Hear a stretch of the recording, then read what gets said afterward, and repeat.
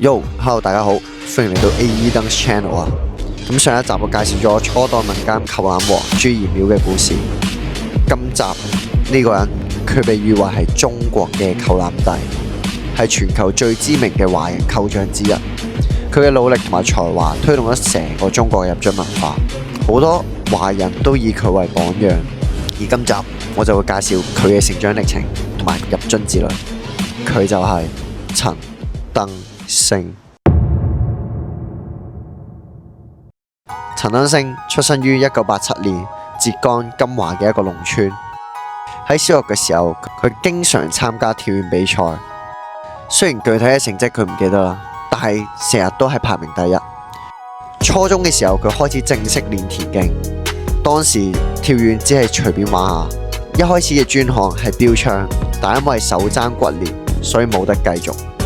後來先正式轉行去玩跳遠。陳登星喺佢好細個嘅時候，彈跳力已經好勁。初一嘅時候，佢已經可以跳起摸到籃板，而佢高一嘅時候就已經可以入到樽。不過喺佢高中嘅時候，佢本身係應該練跳遠嘅，但係佢成日逃訓去打籃球，直到準備高考體育單招嘅考試，佢先認真練咗4個月，而最終嘅成績係7.19米。喺當時佢打破咗學校嘅呢一個跳遠紀錄，直至到2025年，學校嘅跳遠紀錄嘅保持者依然都係佢嘅。大學畢業之後，佢入咗杭州某一間銀行做嘢。一開始做實習，每個月嘅人工淨係得1500蚊。佢大約用400蚊嚟租一間房，係住喺酒店嘅嗰啲辦公室入面，同人合租嘅嗰一隻，係屬於環境好惡劣嘅住宅。而喺佢間房入面，牆上面全部都係佢田徑嘅獎項同埋訓練鞋。佢嘅生活可以話除咗入樽之外，幾乎可以用窮呢個字嚟形容。喺2011年6月，陳登星參加咗一次雪壁灌籃大賽，仲要同當時嘅 MIC 創辦人 T-Pruk 同場競技。中間發生咗一件好有趣嘅事。當時 MIC 已經成立咗1年，所以其實已經好多人知道呢一個入樽團隊。而陳登星認得出 T-Pruk， 而且讀錯佢嘅中文名，由渣天一變咗做差一天。到而家佢哋都仲會攞翻呢一段經歷去講笑。好，翻正題，嗰陣時入樽比賽係可以用彈床嘅，因為主辦方認為當時中國冇幾多人可以入到標框，所以就加咗彈床嚟到增加節目效果。而當時淨係得陳登星同埋 T-Pruk 選擇唔用彈床，同埋用正規框嚟到完成呢一次入樽比賽。而呢一個舉動令到 T-Pruk 知道佢哋兩個嘅入樽價值觀係一樣嘅。到咗正式比賽，陳登星嘅灌籃引起咗 T-Pruk 嘅注意，因為呢個高度。入樽比賽結束之後，陳登星就不停咁樣問 T-Pruk 點樣先可以加入 MIC， 而 T-Pruk 就話：你嘅彈跳力已經好好啦，就係要練多啲入樽嘅動作。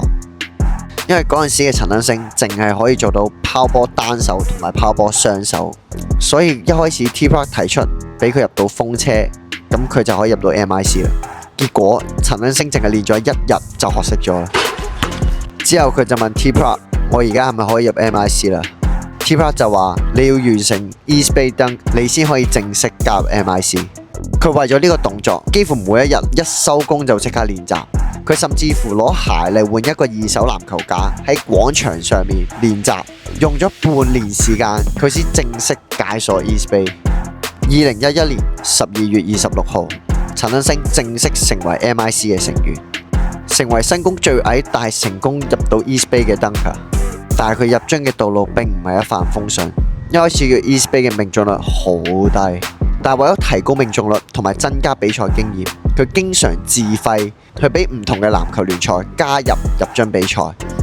自費嘅意思係俾籃球聯賽或者主辦方佢哋加入入樽比賽，但係車費、活動費、住宿費一律都唔需要主辦方俾。陳登星同埋 T-Pruk 佢哋會自己出錢參加呢個活動。因為當年嘅入樽比賽冇而家咁多，而且當年入樽比賽冇而家咁普及同埋咁盛行，所以佢哋為嘅就係希望令到入樽比賽普及同埋增加比賽嘅經驗。題外話，喺2011年陳恩星遭遇咗髕骨韌帶撕裂嘅傷病，而呢一件事好大大影響咗佢訓練質素。有時佢喺做重量訓練嘅時候，連踎低佢都覺得好痛。大約跳一次，佢就起碼要休息半個月左右。而呢一次係佢第一次萌生咗想放棄入樽嘅呢個念頭。直到2014年，佢嘅膝頭哥問題先有所改善。為咗強化周邊嘅肌肉，佢忍痛由30 kg 嘅深蹲漸漸提升到去180 kg。而呢個幫助佢減輕咗好多疼痛，同埋預防佢嘅傷病。隨住陳恩星不停咁樣去練習，同埋累積比賽經驗，2014年陳恩星嘅 East Bay Dunk 已經係越嚟越穩定，並且入樽動作越嚟越多，跳嘅高度亦都越嚟越高，知名度亦都開始提升。2015年7月14號，一段片爆紅，證明咗點解佢係中國扣籃帝。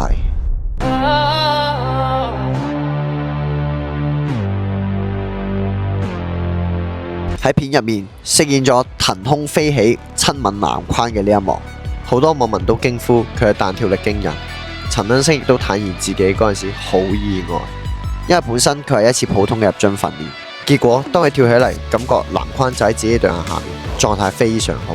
佢就俾朋友幫佢拍一次，佢又再重新跳多一次，結果就上演咗驚為天人嘅呢一幕。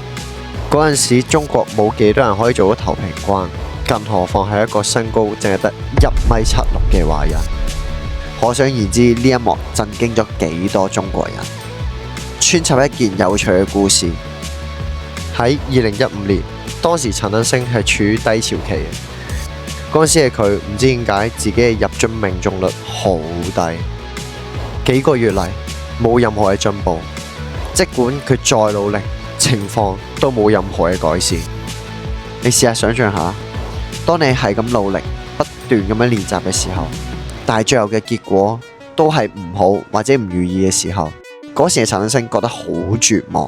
而呢一次係佢第二次又有想放棄入樽嘅呢個念頭。不過喺 T-Prod 嘅鼓勵同埋溝通底下，佢恢復咗體力同埋信心。休息咗3日時間，頭平框嘅呢一幕就發生啦。2016年喺銀行返咗6年工嘅陳恩星轉為正式員工，但係佢決定嗰陣時佢去辭職，全心投入到入樽嘅呢個運動。當時好多人反對，包括佢嘅屋企人，因為嗰陣時職業嘅入樽仲未普及，而且佢由一份穩定嘅收入轉去一個好唔穩定嘅收入，而且嗰陣時係冇自媒體嘅，前面嘅路都係未知之數，所以好多人都反對佢辭職。但係佢覺得，如果佢自己年紀再大啲，唔多啲訓練嘅話，佢自己會後悔冇全身投入到入樽同埋訓練入面，而且佢想成為中國最強嘅樽王，所以佢又做出咗呢個決定。而家翻返轉頭睇嚟佢呢個決定係冇錯嘅。喺2017年，佢正式成為全職Dunker，但係喺2月，因為一次嘅訓練令到佢半月板撕裂，而佢淨係用咗短短2個月時間就恢復到比賽入面。喺2017年4月9號嘅3×3黃金聯賽總決賽嘅杭州站，再攞埋冠軍。直到2019年，一個節目嘅誕生，這就是灌籃，令到佢嘅知名度再度提升。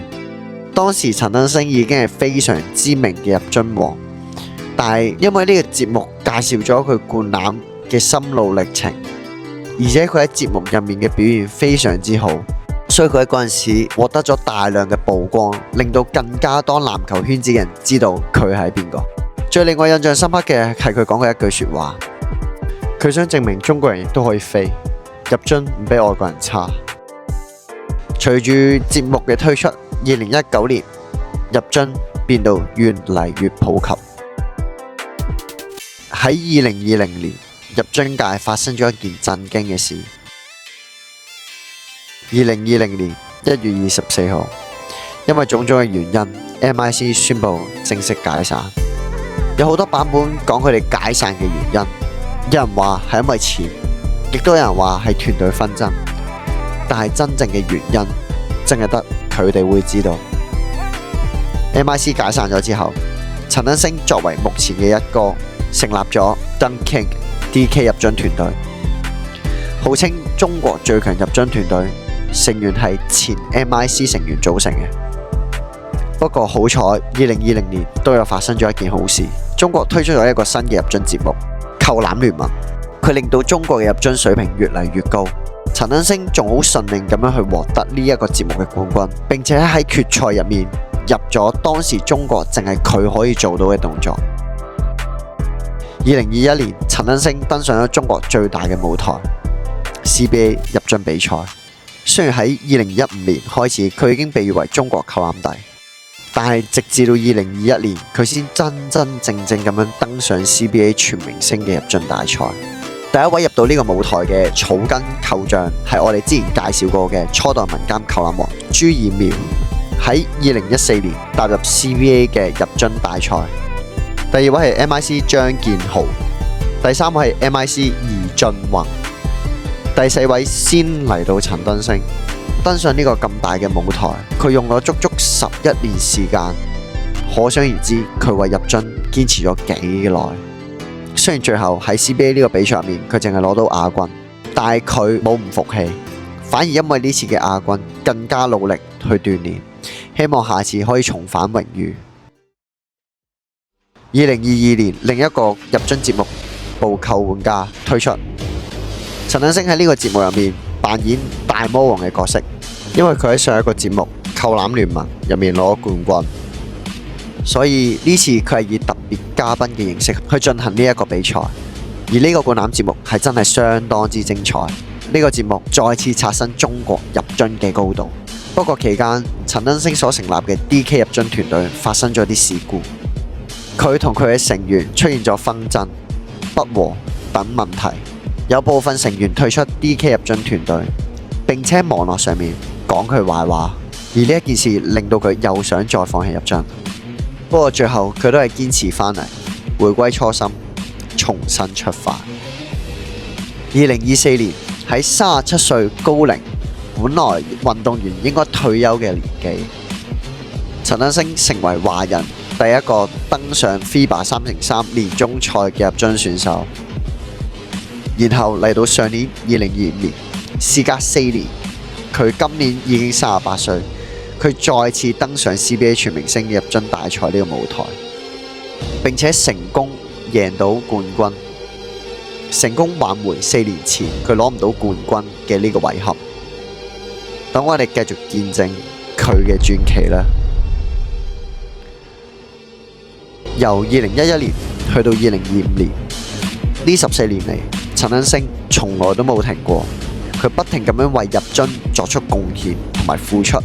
雖然期間有好多唔同嘅事故同埋傷病發生，令到佢想放棄入樽，但係唔可以唔講，而家高齡38歲嘅佢，傷痕累累，但依然仲係企喺入樽最高嘅舞台，仲要不斷突破刷出自己嘅身高。佢真係令到外國人見到中國人亦都可以飛，入樽亦都可以入得好好。佢係一個行走嘅傳奇，而佢嘅故事會繼續延續落去。呢集嘅故事結束啦，我哋下條片見。